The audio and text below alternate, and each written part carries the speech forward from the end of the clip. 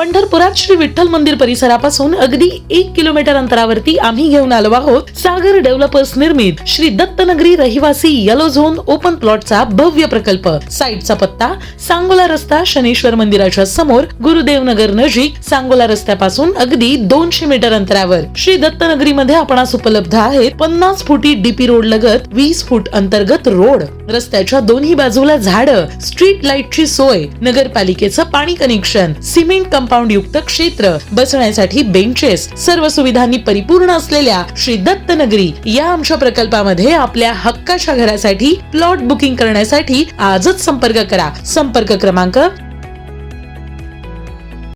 ताज्या घडामोडी पाहण्यासाठी आमच्या YouTube चॅनलवरील PVR म्हणजेच पंढरी वार्ता या न्यूजला सबस्क्राइब करा आणि शेजारील बेल आयकॉनवर क्लिक करा। मागील 10 वर्षात तीर्थक्षेत्र पंढरपूरला जोडणारे सर्वच प्रमुख रस्ते चकचकीत झाल्यानं या शहरात प्रवेश करेपर्यंत तरी भाविक आणि नागरिकांचा प्रवास सुखनैव होताना दिसून येतो।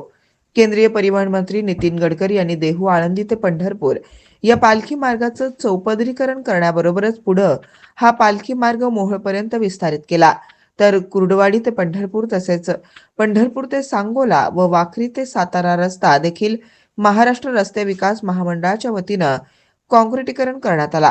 तर आता पंढरपूरला जोडणारा आणखी एक महत्त्वपूर्ण रस्ता विकसित होण्याच्या आशा पल्लवित झाल्यात। प्रबोधनकार ठाकरे चौक ते टाकळी रोड या रस्त्यावर अनेक उपनगरे असून या ठिकाणी पंढरपूर व लक्ष्मी टाकळीच्या अनेक उपनगरातून मोठ्या प्रमाणात नागरी वसाहती विस्तारित झाल्या आहेत।